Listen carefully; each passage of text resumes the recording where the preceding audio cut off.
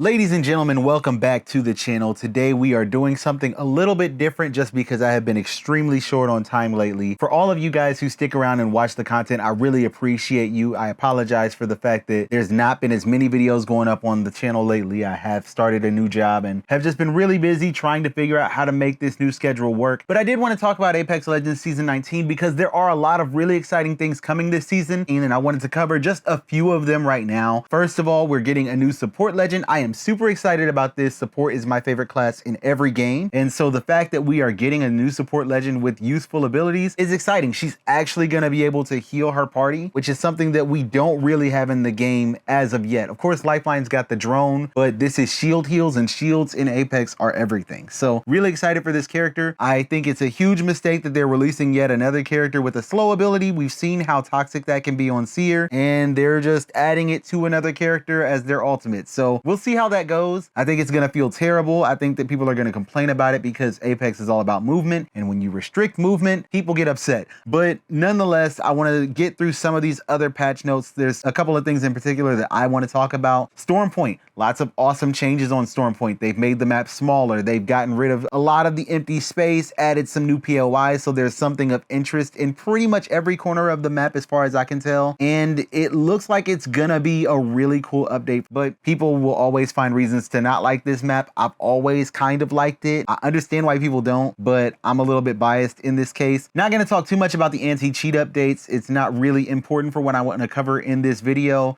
Same thing with the rank changes. I know a lot of people may think that they've saved rank for the 5th time now. We'll see. I haven't cared about ranked in a long time just because I felt like the solo queue experience in ranked was miserable, but maybe this change will bring me back. I'll be playing some ranked this season, and I'll give you guys my feedback once I feel that I've got a good idea of what it's going to be like. But for now, I'm not going to talk about this too much. What I actually wanted to talk about this time around is the balance updates, because there is some really cool stuff happening in here. First of all, Repeater is coming back to the floor. I'm ecstatic. The Repeater is the first gun that I want to fully level up, and it being in the crafter was making my leveling process very slow. So I'm glad it's going to be back on the floor. Volt is my favorite weapon. It is now off the ground, so now my loadout is still incomplete, because where I would normally run Volt 30-30, now instead of only having the Volt, I only have the 30-30.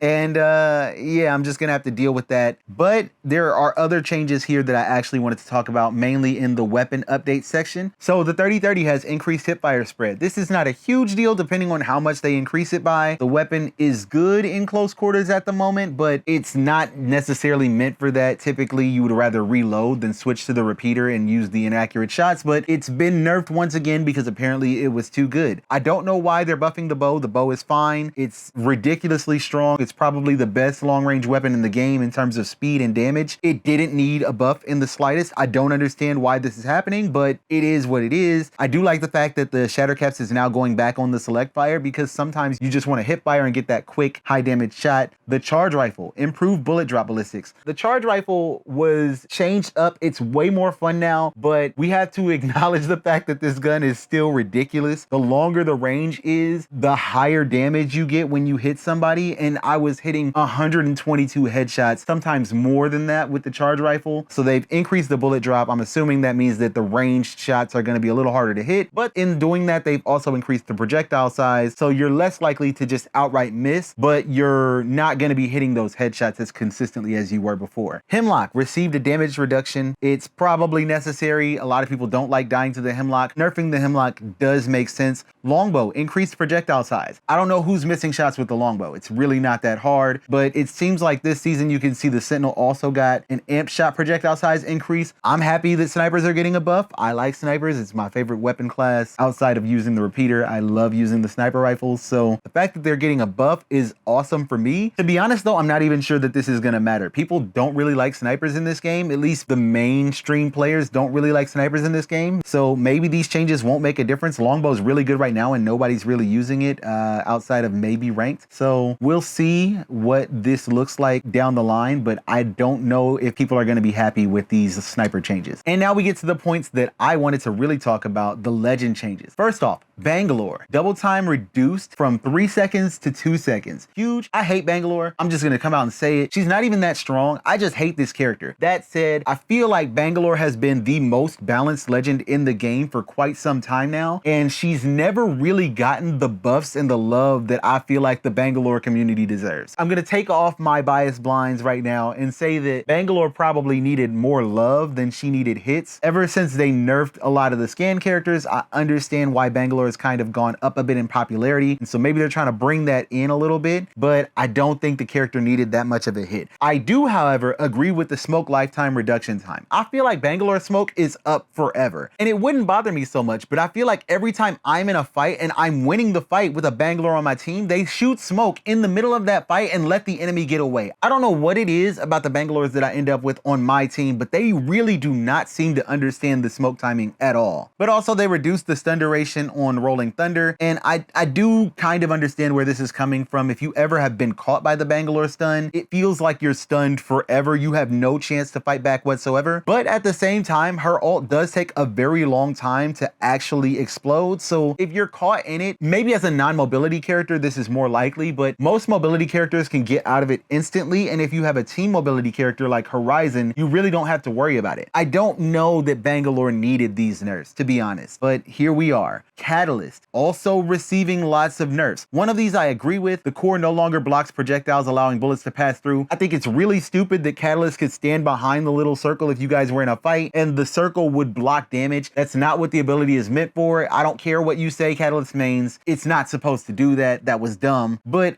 I feel like reducing this to 2 is just gonna feel bad. A lot of times when you're picking Catalyst, you're trying to choose between her and a legend that can better lock down a location, and now she's just objectively worse. I get that in high level, Catalyst can be very strong and pretty annoying to deal with everything that she can throw out, but I don't feel like this is the answer personally. And we can look at it here. Catalyst is still kind of in the middle of the pack when it comes to her pick rate, so I really don't understand why she necessarily needs to be nerfed. Nerfing the throw range, I don't think that really matters, aside from the fact that you can't just throw her traps onto enemies at a distance. That is one thing I guess I can understand why they would minimize the amount of things that she can throw, because in the middle of a fight during in-game, you could just throw your traps onto another team if you had height or if you had a good angle on them. And that was a little bit obnoxious, kind of stupid. So I guess I, to an extent, understand why they would make nerfs to this ability, but not to the point that I feel it's justified to nerf her tactical to 2 charges. That's just my opinion though. The other change that I don't necessarily know if I agree with is increasing the cooldown of the Dark Veil. So now the cooldown starts to charge after the wall comes down, but I feel like Catalyst's ultimate ability is very niche, does require some skill to place properly, and also it comes at the price of slowing your team as well when they go through the wall. So it's not like she can just throw out the ability for free without thinking about it and only reward her team. And I think that one of the influential factors when it comes to picking Catalyst is the fact that her cooldowns are relatively short. I just feel like this is an overreaction to Catalyst and she didn't need to be hit this hard. That's my personal opinion. They do often put out these surveys where they ask how you feel about certain characters and who is the most annoying. And since Caustic hasn't been very popular lately and Horizon just got hit, maybe people are saying Catalyst as the most annoying legend to deal with. Maybe that's influencing this decision, but personally, I just kind of don't understand why she needed to be hit this hard. Up next, we have the change that I was most excited to see, and that is that Pathfinder's insider knowledge can now scan care packages after allies have already scanned them. To all my Path mains out there, I don't know how often this happens to you, but I feel like it happens to me all the time because my best friend's an Octane main, that the care package will be falling from the sky. I'll go to look at the care package, and right before I finish scanning it, he'll go, oh, there's a care package over there. And then I can't get the cooldown reduction on my ability. It is extremely frustrating. So being able to scan these packages after your teammate has scanned them will allow you to have your zipline more often and to make more strategic plays with Pathfinder, which is just a good overall quality of life change in my opinion. Wraith also received a buff to her passive where the time that it takes for her to actually recognize someone is aiming at her has now been made shorter. And under the last section, we can see ultimate updates. So Newcastle's wall has a reduced recovery time upon landing. And then the second part is increased max leap height. Next up, Revenant has received a nerf to reduce the time extension window for assists. What this means, in case you don't know, when you get an assist with Revenant, it also counts to increase your time on your ultimate. So before, if you've done damage to someone within the last 30 seconds, you would still get the increase on your time. Now, in order for that assist to count, you have to have done damage to that person within 3 seconds of them going down. And finally, Vantage's Sniper's Mark has had a bullet increase from 5 to 6. This is not a huge change, but it is going to give her a little bit more damage and a little bit more value out of her ultimate. The maps, it looks like it's mostly just bug fixes, but the last change that I really wanted to highlight, and the thing that I feel like is going to actually change the game quite a bit, is players now respawn with the shields and weapons that they had when they were eliminated. I don't know how many people feel this way, but one of the things I've always said to my friends is the vulnerability that you have on a respawn doesn't actually make sense. It did make sense early on in the game's lifetime where respawning was this newish mechanic that people weren't quite used to dealing with, but over time we've learned how to navigate the maps. We understand when we hear a respawn where it's coming from, and so in a lot of cases you would respawn and have 1 or 2 teams barreling down on you, and when you respawn in this game you don't have your ability. So unless you're playing with specifically Valkyrie or Octane, you were coming back into the game being dropped into the middle of nowhere, basically defenseless, and providing a guaranteed kill for anybody that happened to be in the area. And the reason I particularly like this is that sometimes you die and it's a very difficult decision for your teammates of where to respawn you, because they could respawn you near your loot so you can go back and get it, but at that point a lot of times your loot is outside the zone or your loot is near the enemy team and they're just gonna gun you down immediately afterwards. Point is, giving you your weapons and your armor from when you died is gonna allow people to make more strategic plays and to actually have skill be a bigger factor in their end game, as opposed to just, oh well, you died and you couldn't find a weapon because everything else is looted, therefore you just are SOL. So I am really happy about this change, and I think that it's going to change the game for the better. It will probably lead to some situations where you let somebody go and all of a sudden their team is back together again and they're able to make a comeback and win the game, but that's part of what makes Apex a fun game, is the fact that comebacks are always a possibility. You never know when a team is going to turn the tides on you. I think that that makes for better games, not worse. But again, just my opinion, this is something that I've wanted for a long time. I know my friend Chris is going to be upset about this, so there's probably other people who are upset about this too. The backpack being removed is a good thing. I don't think that you should be able to just spawn in and immediately suck up everything because you spawned in with a purple backpack after you died. There should be some penalty for death, and I think the backpack is a good one because it means that you do have to manage your resources, and I think it still requires you to make that strategic decision of, should we go to zone and play position, or should we continue to loot so that I can find the other things that I need? Backpacks being removed is a good thing here. We shouldn't complain about it. Some people are still going to complain about it. I get it, but you're wrong. Anyway, that's all I wanted to cover in this video. I do want to talk about a couple of these other things on here. Like I said, I want to cover the ranked once I get a good feel for how that's going to work. So if that's something you're interested in and you're not yet subscribed, feel free to click that button. It'll be coming out sometime later this week. And also don't forget to hit the like button if you enjoyed this video. Thanks again for watching. I really do appreciate everybody that tunes in, especially if you made it this far in the video. And with that, I will see you in the next one. Thanks for watching.